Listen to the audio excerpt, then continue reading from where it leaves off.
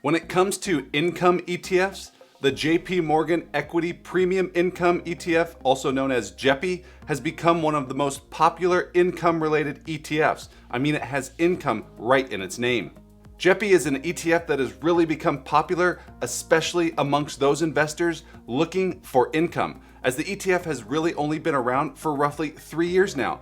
But there's also a pesky little sibling known as JEPQ that was just recently launched just a year ago. And JEPQ is the JP Morgan NASDAQ Equity Premium Income ETF.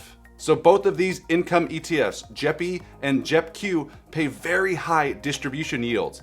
But which is the better buy? And in today's video, we are going to break down both JEPI and JEPQ to determine that for yourself. So if you're excited for today's video, do me a huge favor, click that like button down below, subscribe to the channel so you'll be notified anytime we drop a new video, and let's get started.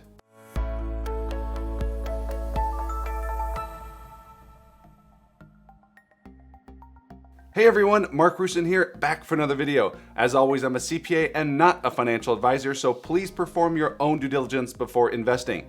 And before we begin, let me take a quick moment to thank today's video sponsor, which is Moomoo. Moomoo is a great platform for investors of all different levels. They have tools such as earnings calendars and heat maps, which you can find under the Markets tab, showing all the various sectors that you are interested in.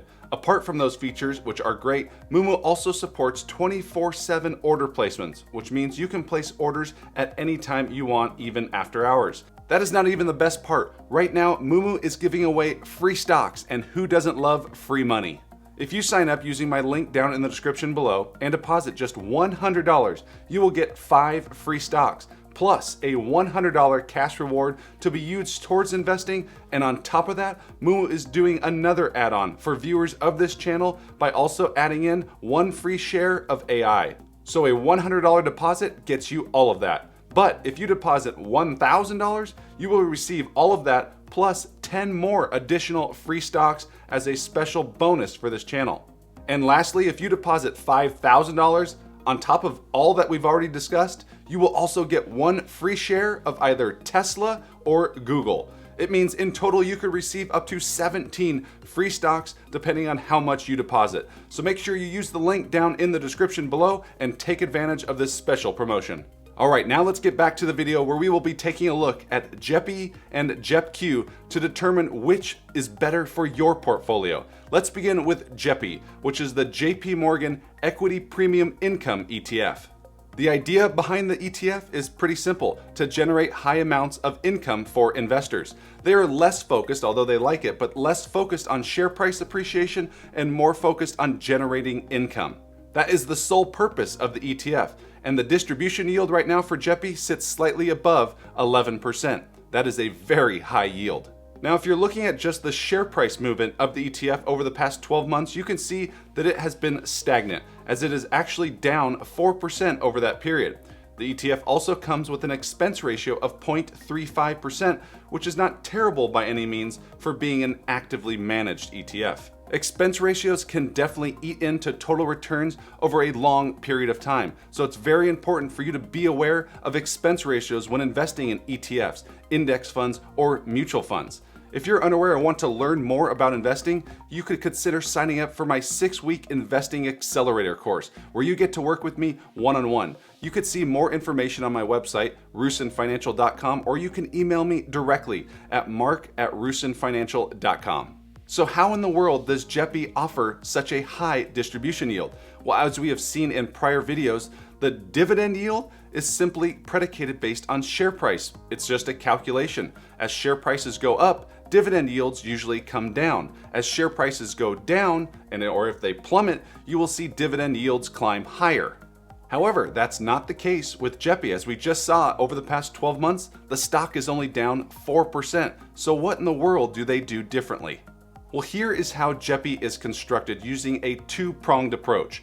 Number 1, they invest in low beta, high quality stocks within the S&P 500. Pretty simple and straightforward, like many other ETFs. Number 2, they then sell call options via equity linked notes, otherwise known as ELNs. Dividends from the equities they own, combined with option premiums they earn, is what makes up this income that they pay out to investors. The majority of the distribution that they pay out on a monthly basis, I might add, primarily comes from the equity linked notes, or selling the call options, with a little bit coming from the dividend paying stocks. And you don't have to be a dividend paying stock to be included in the likes of JEPI. Now let's take a look at the top 10 holdings within JEPI. The top position is actually Adobe, stock ticker ADBE. But as you can see, the exposure rate is pretty low, and all of the top positions actually are quite close. Adobe is then followed by Microsoft, Amazon, the Hershey Company, Accenture, MasterCard, Progressive Corporation, PepsiCo, Comcast, and rounding out the top 10 is Alphabet. The ETF has a total of 138 total positions, and the top 10 positions make up only 15% of the entire fund. In terms of sector exposure, here is a breakdown based on the holdings within the ETF. Technology accounts for nearly 17%, healthcare nearly 14%, industrials 13.5%, consumer defensive 13%, and financials at 12%, rounding out the top 5. So now that we understand a little bit more about JEPI and the strategy that they utilize, investing in low beta stocks, meaning less volatile stocks for the most part, and also selling call options, let's take a look at the ETF's total return over the past 12 months. As we saw earlier, the share price has fallen 4%, but when you include distribution, the ETF has a total 12-month return of nearly 9%. And over the past 3 years, essentially since JEPI's inception, the ETF has gone toe-to-toe with the S&P 500 in terms of total return, returning 41%. One last thing to mention before we turn our attention to JEPQ is the fact that we already understand that they pay a 11% distribution yield, but that is actually paid out on a monthly basis, and it will change from month to month given how the performance of the call writing strategy goes. Another thing to mention, whether you own the ETF or not, is that you can check out their quarterly review write-up right on their website for insights as to what the portfolio managers are looking at. Now let's turn our attention to JEPQ, which is the JP Morgan NASDAQ Equity Premium Income ETF. JEPQ is the much smaller sibling, having only been launched for about a year now and having roughly $3 billion in assets under management, compared to JEPI having over $20 billion in assets under management at the time of this video. The strategy overall is very similar to that of JEPI. They are focused first and foremost on generating high amounts of income and also looking at share price appreciation, but the income is really what comes first for both of these ETFs. Looking here, you can see the investment process when it comes to JEPQ. JP Morgan utilizes 40 plus years of data to select high quality NASDAQ related stocks for JEPQ, and then they sell 1 month out of the money call options to generate income. If you are unfamiliar with selling call options, essentially you are setting a date 1 month out at a strike price that is higher than today's price. For that, you get to receive a premium from the buyer of that option. But if the underlying security surpasses that strike price within that 1 month time period, although you keep the premium, you have to sell the stocks at that agreed upon strike price. However, that also caps your upside, because if the stock price zooms through that strike price, then you will be out of luck because you are capped at the strike price. So if the strike price was $40, you would earn everything up to $40, and anything above $40 will be the buyer earning it. Again, this is a module that I cover in my 6-week Investing Accelerator course. And the great thing about it is that there's no prior investing knowledge that's needed. And if you do have prior investing knowledge, that's great because it's a completely customizable program. So now looking back at JEPQ, we could see that they have a distribution yield of 11.9%, which is higher than JEPI.